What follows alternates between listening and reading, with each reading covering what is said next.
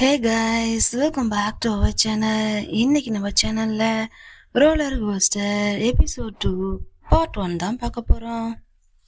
பார்த்தீங்கன்னா பியூருக்கு கால் பண்ணுறாங்க.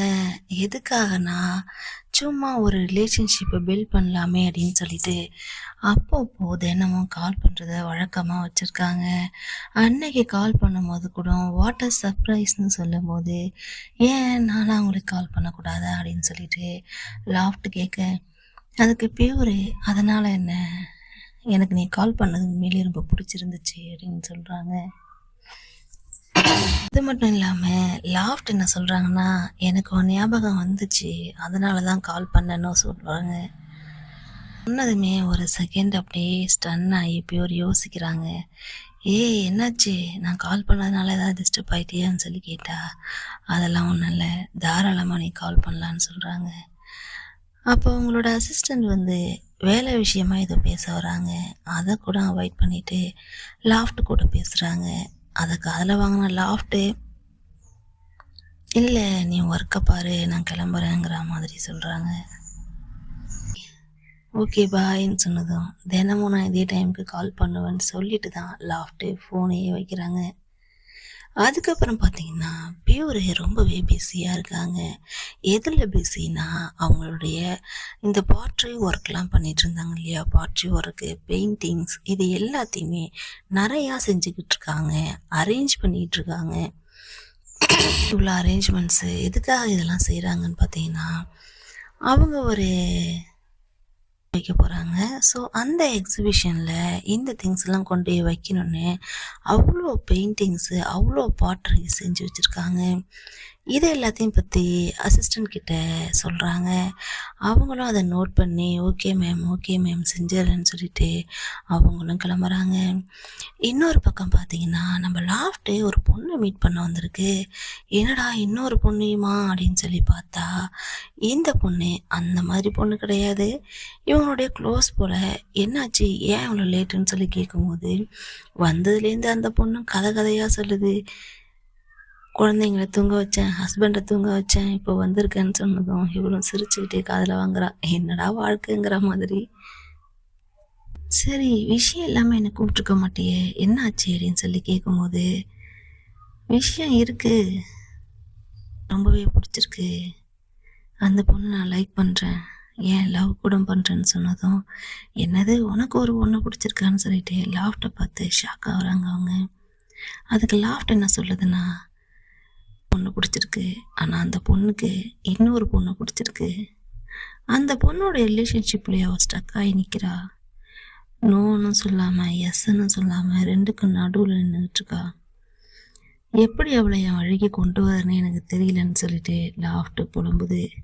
அதுக்கு அந்த பொண்ணு, நான் கேட்ட லவ் ஸ்டோரியிலேயே இந்த ஸ்டோரி ரொம்பவே டிஃப்ரெண்ட்டாக இருக்குது, இது ஏன் இப்படி டிஃப்ரெண்ட்டாக இருக்குன்னு சொல்லி கேட்கும்போது, ஆமாம், அவள் லவ் பண்ண பொண்ணுக்கு மேரேஜ் ஆயிடுச்சு, ஸோ அவள் திரும்பி வருவான்னு இன்னமும் இவங்க வெயிட் பண்ணுறாங்க, இவங்களை எப்படி சேஞ்ச் பண்ணுறதுன்னு தெரியலன்னு சொன்னதும்,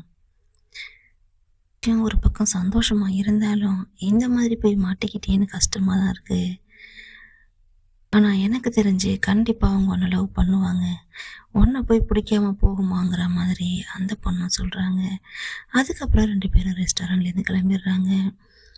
இங்கே பார்த்தீங்கன்னா ஏரை காட்டுறாங்க, ஏரையும் லேம்பையும் காட்டுறாங்க.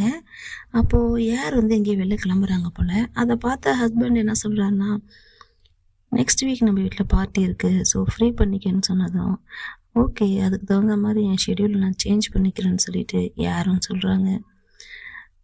அவங்க அம்மா அந்த பெட்ஷீட் கொண்டு வந்து கொடுத்தாங்க இல்லையா, அந்த விஷயத்த மறுபடியும் சொல்கிறாரு.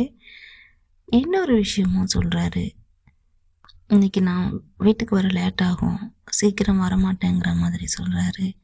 அதை கேட்டவங்களுக்கு, கொஞ்ச நாளாக உன்னை பற்றி வீட்டில் பேச்சு இல்லாமல் இருந்துகிட்டு இருந்துச்சு, மறுபடியும் ஆரம்பிச்சிட்டியா அப்படிங்கிற மாதிரி சொல்லிட்டு போகிறாங்க. என்னது பேச்சு நடந்துக்கிட்டு இருந்துச்சான்னு கேட்டால், அதாவது தப்பான பையங்கிற மாதிரி சொல்கிறாங்க. இவங்களோட பாயிண்ட் ஆஃப் வியூவில் அப்படி சொல்கிறாங்களா, உண்மையாகவே லேம்ப் அப்படி தானா, அதனால தான் யார் அவங்கள நெருங்காமல் இருக்காங்களா அப்படிங்கிறது இன்னும் தெரியல. யார் பார்த்தீங்கன்னா, ஃபோன்ல யாருக்கோ பிரேக்ஃபாஸ்ட் வந்து ஆர்டர் பண்ணியிருப்பாங்க. அது வேற யாருக்கும் கிடையாது. நம்ம பியூருக்கு தான். தினமும் பிரேக்ஃபாஸ்ட் ஆர்டர் பண்ணுறது அவங்களுடைய வழக்கம் போல. அதே மாதிரி இன்னைக்கும் பண்ணிட்டு அவங்க வீட்ட விட்டு கிளம்பிட்டாங்க. இங்க அப்படியே பியூர காட்டுறாங்க. அந்த பிரேக்ஃபாஸ்ட்டையும் காட்டுறாங்க. அவங்களுடைய பார்ட்ரி ஒர்க்குக்காக எல்லாத்தையும் ரெடி பண்ணிக்கிட்டு இருக்காங்க. அந்த இடத்துக்கு பார்த்தீங்கன்னா, சர்ப்ரைஸ் விசிட்டா நம்ம லாஃப்ட் வருது. இது வேணா பியூருக்கு சர்ப்ரைஸா இருக்கலாம். பட் நம்மள பொறுத்த வரைக்கும் லாஃப்ட் இன்னும் பியூர் பின்னாடி சுத்திக்கிட்டே தான் இருக்கும். வந்ததும், "ஏய் வாட் அ சர்ப்ரைஸ்! என்னாச்சு? என்ன திடீர்னுன்னு?" சொல்லின்னு கேட்கும்போது, ஆக்சுவலி என் ஃப்ரெண்டு கிட்ட நான் அந்த மாதிரியான பாட்டரி கிளாஸ்க்குலாம் போகணும்னு சொன்னேன். அவ தான் உங்க கிளாஸ்லயே ஜாயின் பண்ணிக்கலான்னு சொன்னா. பட் உங்ககிட்ட ஜாயின் பண்றது அவ்வளோ சாதாரணமான விஷயம் இல்ல போலயே. நெக்ஸ்ட் 2 வீக்ஸ்க்கு உங்களுக்கு அவ்வளோ பேர் ட்ரெயினிங்ல வெயிட் பண்றாங்களாமே. ஸோ எனக்கு சீட் இல்லைன்னு சொல்லிட்டாங்க. சரி ஓனர் நமக்கு தெரிஞ்சவங்க தானே, டைரக்டா கேட்கலான்னு வந்தேன்னு சொன்னதும், அப்படியா? இரு செக் பண்ணுறேன்னு சொல்லிட்டு ஐபேட் எடுத்து செக் பண்ணுறாங்க. செக் பண்ணும்போது, ஆமாம் நீ சொன்னது கரெக்டு தான், 2 மந்த்ஸ்க்கு இருக்குது. அதுவும் இந்த மாதிரி ட்ரைனிங் ஒர்க்லாம் நான் கொடுக்குறதில்ல. அதுக்குன்னு தனியாக ஆட்களை வர வச்சு அவங்கள தான் பண்ண சொல்லுவேன். ரொம்ப அர்ஜென்ட்டு நீ ஊருக்கு போயிடுவ அப்படிங்கிறதுனால வேணா நான் சொல்லி தரலாம். அதுவும் சண்டே க்ளோஸ் ஷாப்பு.